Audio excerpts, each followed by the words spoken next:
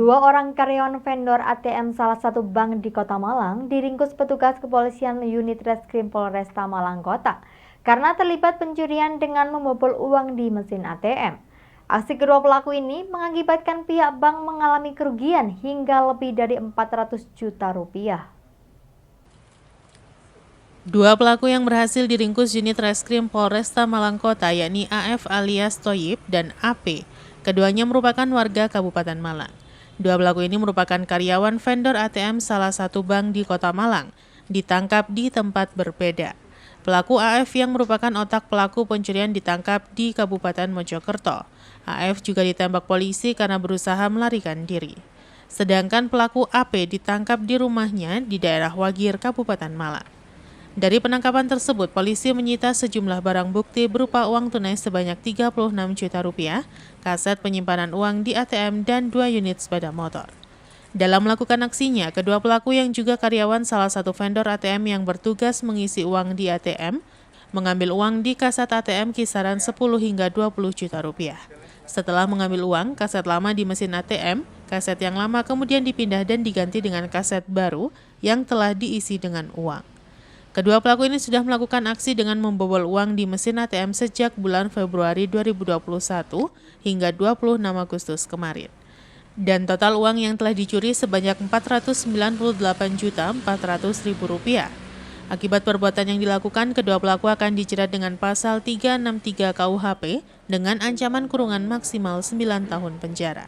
Mengamankan dua orang tersangka, di mana dengan total kerugian lebih kurang Rp498.400.000. Mode pelaksanaan kegiatan tersebut dengan cara mengambil uang yang ada di dalam kaset di ATM, baik itu mulai berawal dari 10 juta, 20 juta, sehingga diambil dan dipindahkan kepada slot yang baru lagi, sehingga ini bergulir sehingga baru diketahui di sekitar bulan Agustus, sehingga diamankan dua orang pelaku dan dijerat dengan pasal 363 KUHP dengan ancaman hukuman maksimal 9 tahun penjara.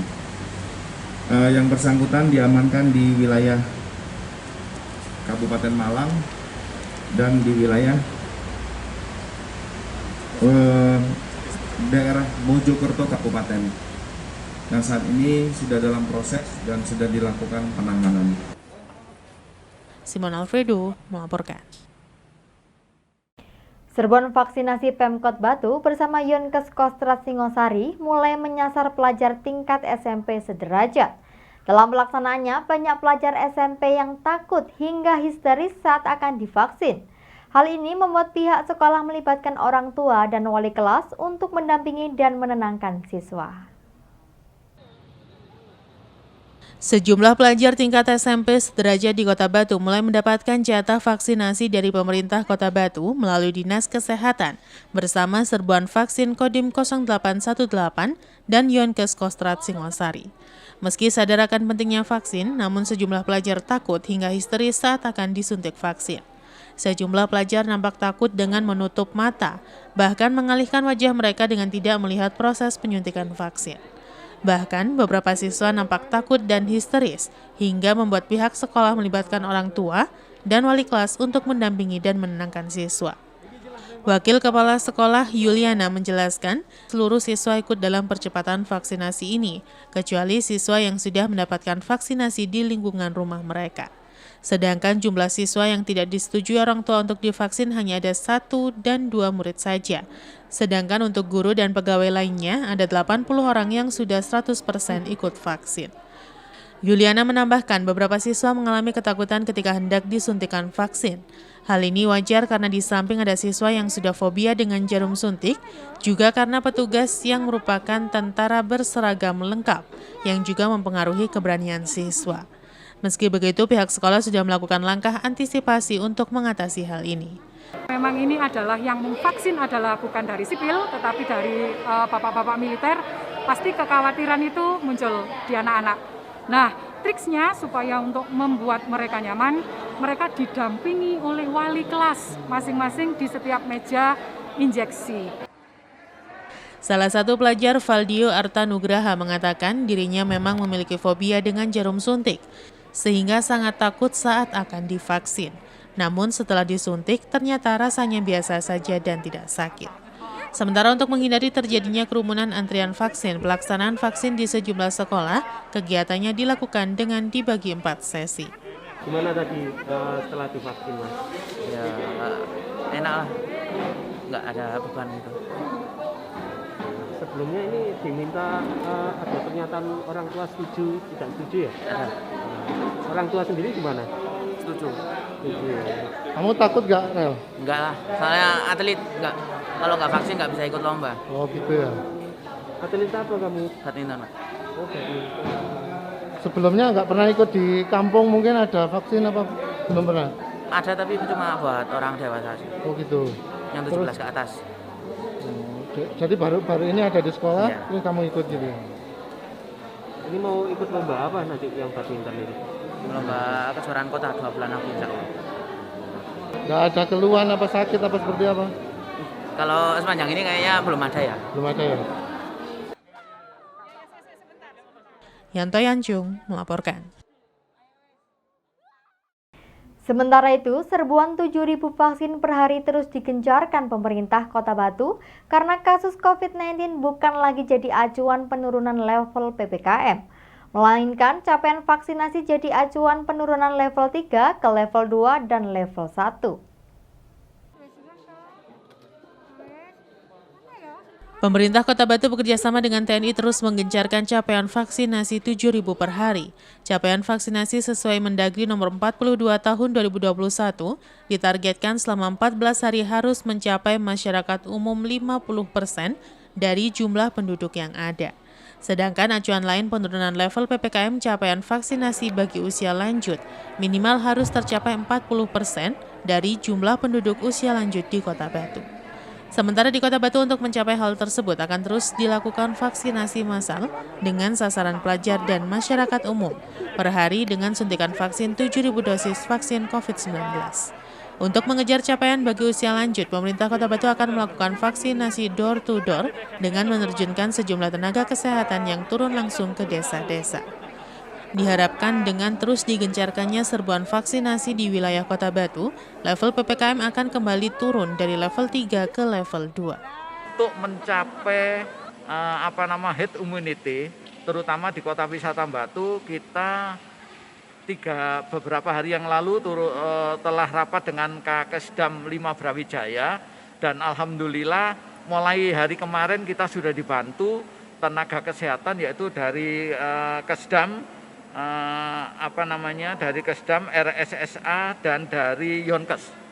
Dari Yonkes yang sudah mulai kemarin dan hari ini. Dan upaya-upaya terutama dari Yonkes, Kesdam maupun RSSA itu kita upayakan untuk teman-teman anak-anak kita yang sekolah. Hari ini ada 7 sekolahan, yaitu SMP 1, SMP 2, SMP 3, SMP 4, SMP 5, dan SMP 6, ditambah MTS Hasyim Asyari. Dari sehari kemarin diupayakan dari Kakesdam itu kita 7.000. Ini tadi rekapitulasi dari Dinas Kesehatan kurang lebih antara 5.500 sampai dengan 6.000. Karena yang kita sasar ini untuk anak-anak kita. Yanto Yanjung melaporkan. Terima kasih Anda masih bersama kami dalam Info 7 Malang Raya. Setelah 3 bulan tutup akibat adanya pemberlakuan PPKM darurat, sejumlah bioskop di Kota Malang kembali dibuka. Di hari pertama buka, bioskop masih sepi penonton.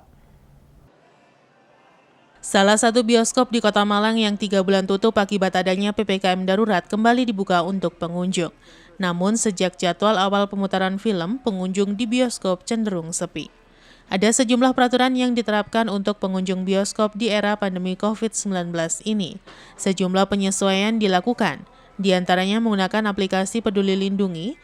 Kemudian penonton bioskop wajib sudah divaksin dosis pertama dan kedua. Selain itu maksimal isi penonton hanya 50%. Penonton juga masih dilarang untuk makan atau minum selama menonton film.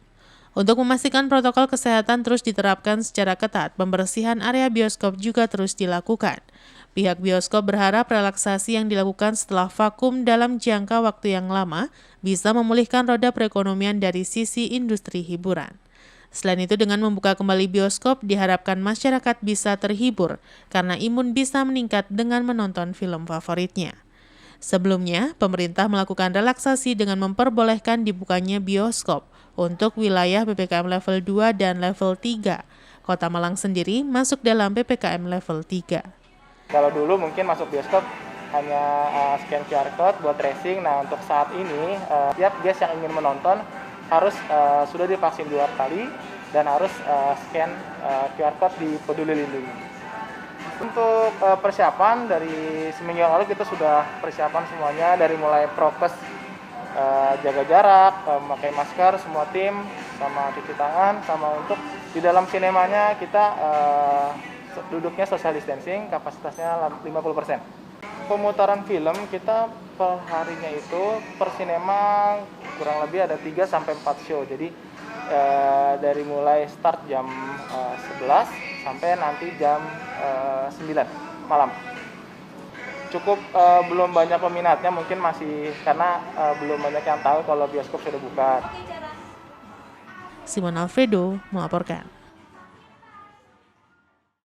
Menjelang penghujan, para petani khawatir lahan pertanian akan kembali longsor.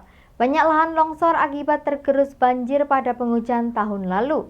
Para petani berharap ada perbaikan lahan di bagian hutan agar ketika penghujan sungai tidak terjadi banjir parah. Beginilah yang dialami para petani sekaligus pemilik lahan di kawasan Lebak Sari, Pujon, Kabupaten Malang. Hampir setiap penghujan lahan pertanian milik mereka menyempit akibat longsor tergerus banjir. Lahan pertanian yang tepat berada di atas bibir sungai ini menjadi rawan dan tidak bisa dimanfaatkan secara maksimal pada saat musim penghujan datang, karena khawatir ketika diolah tanah mengalami longsoran kembali. Sampai sekarang sudah beberapa meter lahan berkurang akibat longsoran tanah dan musim penghujan tahun ini bisa kembali terjadi, melihat kondisi hutan yang masih terlihat gundul di beberapa kawasan. Menurut salah seorang petani menjelaskan kekhawatirannya ketika memasuki penghujan dan tidak berani beraktivitas mendekati bibir tebing ketika mengolah lahan pada saat penghujan karena lahan bisa sewaktu-waktu longsor. Di lokasi terlihat petani masih beraktivitas dengan normal walaupun tetap waspada melihat kondisi cuaca, terlebih di sepanjang lahan terlihat masih ada retakan dan sewaktu-waktu bisa terjadi longsoran tanah. Ya, sebagai petani kita semua petani yang ada di lingkungan mungkin Kedung Rejo, Tretes ini Ya, khawatir Pak ya? ya khawatir habis lagi. Masalahnya hutan yang di atas itu terlalu gundul. Sudah gundul Pak bagian. Iya, jadi yang kena dampak itu orang-orang bawah seperti Tretes, Ya. Lebak Sari, Dongrejo sini. Ya. Sudah keambil berapa meter itu Pak? Itu sudah banyak sih Pak. Biasanya itu nggak pernah kok, walaupun banjir besar, Ya. nggak pernah sampai longsor-longsor kayak gini sih Pak. Nggak pernah. Sudah mulai berapa tahun yang lalu ini Pak kelihatan mulai? Ini kelihatan udah mungkin yang parah musim kemarin itu, hujan kemarin itu yang paling parah. Ini kalau terusan kayak gini bisa habis lahan. Ya, bisa habis Pak ya. Iwan Hikmawan melaporkan. Terima kasih Anda masih bersama kami dalam Info 7 Malang Raya. Menjelang masa panen raya, harga bawang merah mengalami kenaikan di tingkat petani. Harga bawang merah ini diperkirakan akan turun pada saat terjadi panen raya. Saat ini harga bawang merah kering di tingkat petani di kisaran Rp12 hingga Rp14.000 per kilogramnya. Menjelang masa panen raya, harga bawang merah di tingkat petani mengalami kenaikan dan berada di kisaran 12 sampai 14 ribuan per kilogram tergantung kualitas bawang.